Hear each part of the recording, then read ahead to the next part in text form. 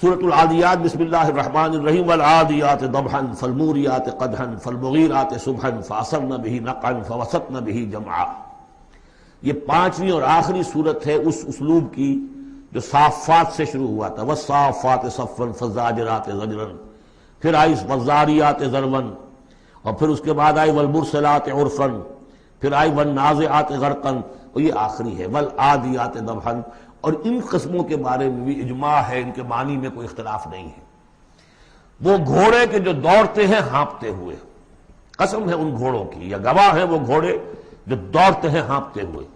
فالموریات قدحا، پھر وہ اپنے سموں سے چنگاریاں نکال رہے ہوتے ہیں، جب وہ کسی پتھر کے ساتھ ٹکراتے ہیں تو چنگاری نکلتی ہے۔ فالموریات قدحا فالمغیرات صبحا، اور پھر وہ الصبح in the small hours of the morning جا کر غارت گری کرتے ہیں۔ یہ عربوں کا جو کلچر تھا، ان کی جو تہذیب تھی، لوٹ مار، اور لوٹ مار کے لیے ان کا وقت مقرر تھا small hours of the morning, جبکہ بہت سکون سے لوگ سوئے ہوئے ہیں، ٹھنڈی ٹھنڈی ہوا چل رہی ہوتی ہے، بہت ہی مریض کو ساری رات بھی اگر نیند نہ آئی ہو تو اس وقت آ جاتی ہے، وہ وقت ایسا ہوتا ہے۔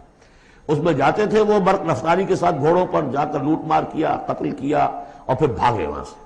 یہ ان کا عام جو ہے کلچر ہے، لیکن اس میں استعمال کون ہو رہا ہے؟ گھوڑا۔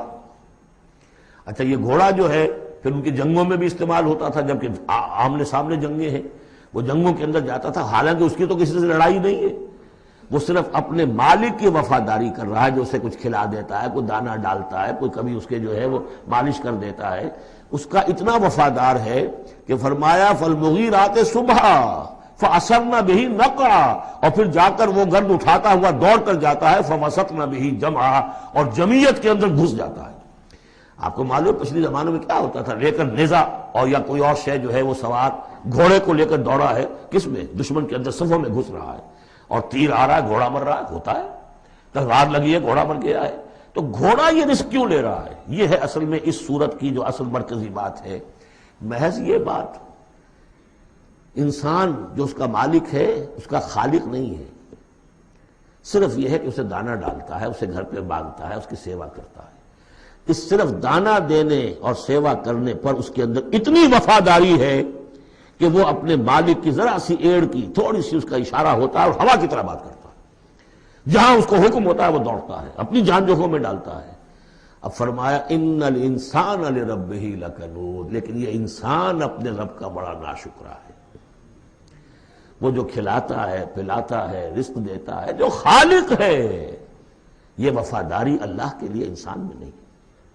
کتے کی وفاداریاں دیکھو، گھوڑوں کی وفاداریاں دیکھو، ان میں کتنی وفاداری ہوتی ہے۔ والعادیات ضبحا فالموریات قدحا فالمغیرات صبحا فاثرن به نقعا فوسطن به جمعا ان الانسان لربہ لکنود۔ کنٹراسٹ، ایک اس کا طرز عمل ہے، ایک اس انسان کا طرز عمل ہے۔ وَإِنَّهُ عَلَىٰ ذَلِكَ لَشَهِيدٌ بَلِ الْإِنسَانُ عَلَىٰ نَفْسِهِ بَصِيرًا، سورہ قیامہ میں جو ہم نے پڑھا ہے اسے خود بھی معلوم ہے کہ میں ناشکری کر رہا ہوں۔ وَإِنَّهُ لِحُبِّ الْخَيْرِ لَشَدِيدٌ، لیکن یہ مال اور دولت کی محبت میں بہت شدید ہو جاتا ہے، مال اور محبت کی دولت کی وجہ سے حرام حلال کی تمیز ہٹا دیتا ہے، حالانکہ اس کا نفس ملامت کرتا ہے۔ لا اقسم بیوم القیامہ ولا اقسم بالنفس اللوامہ، وہ اللہ تعالیٰ کی نشانیوں میں سے ایک نشانی ہے انسان کے اپنے اندر۔ افلا یعلم اذا بعثر ما فی القبور، تو کیا اسے یہ معلوم نہیں ہے کہ جب زمین میں جو کچھ ہے، قبروں میں جو کچھ ہے، تلپٹ کر دیا جائے گا، انہیں نکال لیا جائے گا، وحصل ما فی الصدور، اور جو کچھ ان کی سینوں میں چھپا ہوا ہے وہ بھی نکال لیا جائے گا۔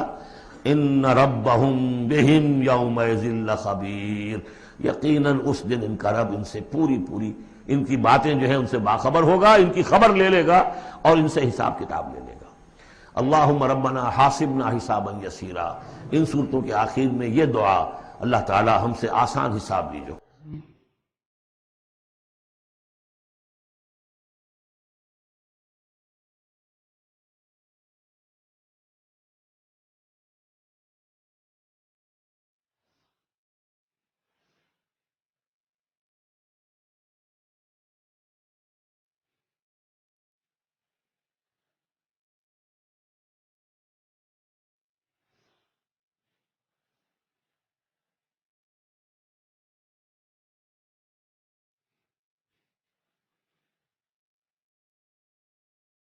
مولاي صل